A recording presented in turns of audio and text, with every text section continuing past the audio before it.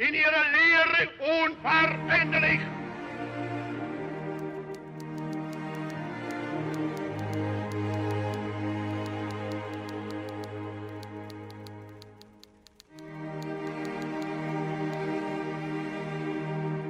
This country is at war with Germany.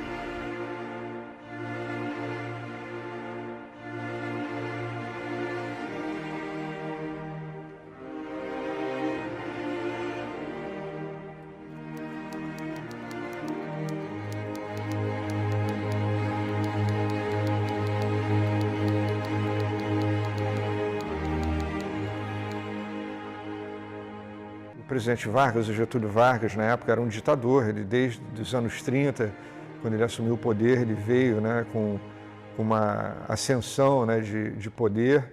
Mas é preciso lembrar que até 1942 o Brasil ainda era parceiro comercial da Alemanha, né? A Alemanha era o melhor parceiro comercial do Brasil nesse momento. No momento em que o Vargas se convenceu de que uma associação com os americanos ia ser muito mais vantajosa para o Brasil do que uma associação com os alemães, como estava acontecendo no final dos anos 30. A Alemanha precisava de parceiros comerciais e o Brasil se tornou um grande parceiro comercial da Alemanha, fornecendo matéria-prima e tudo mais.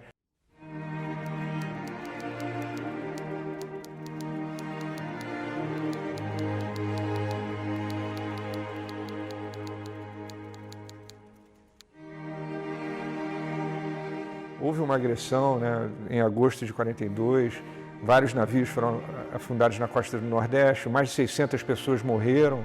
Atenção, atenção, ouvintes do Repórter Eto. O governo brasileiro acaba de declarar guerra às Nações Unidas.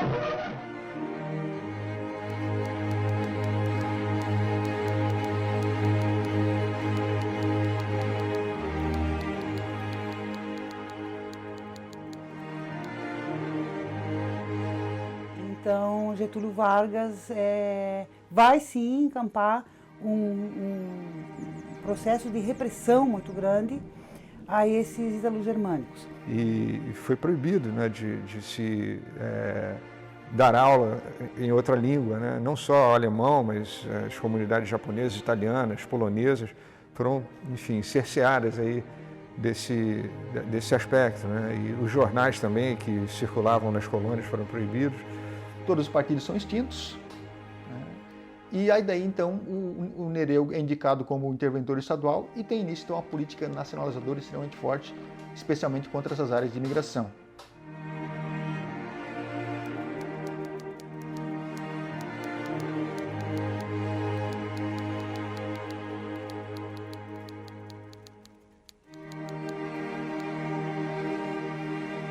Por exemplo, que no Brasil a gente tinha uma quantidade enorme de integrantes do Partido Nazista.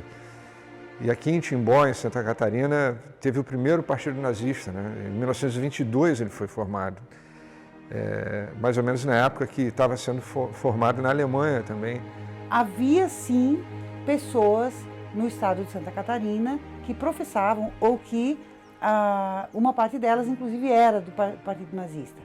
Principalmente dentre os alemães, mais na região do Vale do Itajaí, né, um pouquinho no Alto Vale e na região de Joinville, em torno de 10% dos alemães vindo da Alemanha, né? Eu me recordo que na época era comum os blackouts, que as luzes da cidade toda eram apagadas porque havia a notícia que submarinos alemães estavam na costa catarinense. Mas eram muito mais discursos para justificar práticas nacionalizadoras do que efetivamente, né, o interesse da Alemanha nazista, né? A Alemanha nazista está muito mais preocupada com a expansão na Europa, com as tensões e os conflitos na Europa em 42. Meu pai foi procurado também para ser preso e esperávamos o pai aparecer por aí. Só apareceu depois da guerra.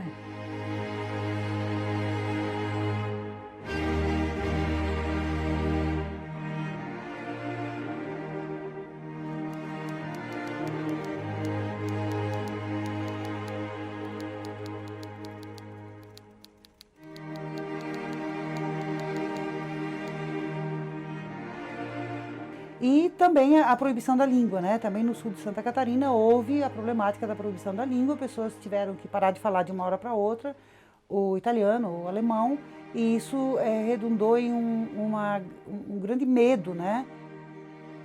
Exigimos às organizações estrangeiras de caráter político, proibimos o uso dos seus distintivos e insígnias e também a publicação de jornais em língua estrangeira. Então teve esse período que não se podia falar em alemão. E em casa só se falava alemão. Então eu lembro que de noite nós rezávamos juntos e sempre aquele medo, e as nossas orações eram em alemão, e sempre aquele medo que tivesse gente espionando.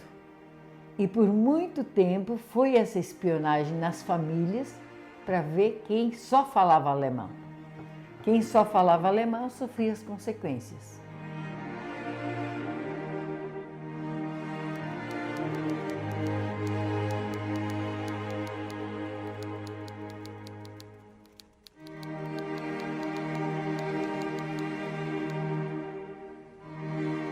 Não tinha muito critério, recolhia o que achava pela frente que podia designar uma aproximação com a Alemanha e a Itália. Recolhiam livros, né, fotografias e livros de monte, queimaram montanhas de livros e fotografias.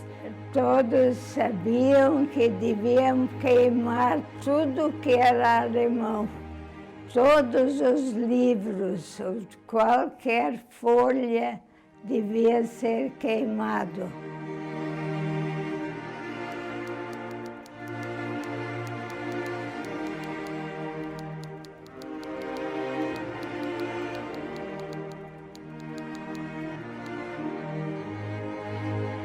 Em Forquilinha, que era uma colônia alemã, os alemães foram perseguidos, né? Porque foram inclusive denunciados que havia uma estação de emissão de notícias, né, clandestina para a Alemanha, né? Tudo isso foi uma farsa, uma inverdade, né? Mas isso culminou com a prisão, inclusive, do professor Jacob Arndt, né? Que foi uma injustiça comentada por pessoas que não eram ligadas a ele, né? Entre os presos era o tio Jacó, o professor que tinha sido 27 anos professor em Forquilinha. Agora foi preso por causa de um atlas. Não percam isso, que vergonha para o Brasil. Prenderam um professor de 27 anos. Ele disse nas entrevistas, né, que ele concedeu posteriormente que ele entrou lá com 90 quilos e saiu com 60 quilos. Né? Então houve passou por uma situação extremamente difícil, né? Tio Jacó, em Florianópolis, devia trabalhar na água de arroz. Ele tinha reumatismo. E o reumatismo se agravou. Eu descobri que em Timbé do Sul, no sul de Santa Catarina, havia um campo onde ficavam reclusos, né, recolhidos, homens, só homens, alemães e também italianos, porque eles eram considerados perigosos, né? Não campos de concentração no sentido aquele estritamente nazista, né, de extermínio, né, mas campos de reclusão de pessoas tidas como indesejáveis.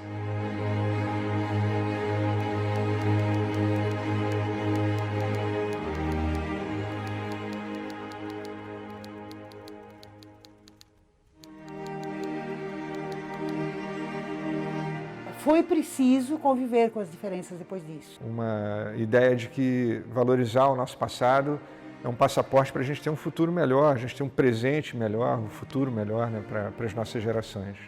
A Rádio de Hamburgo, depois de transmitir o crepúsculo dos deuses durante muitas horas, acaba de anunciar: o Führer morreu.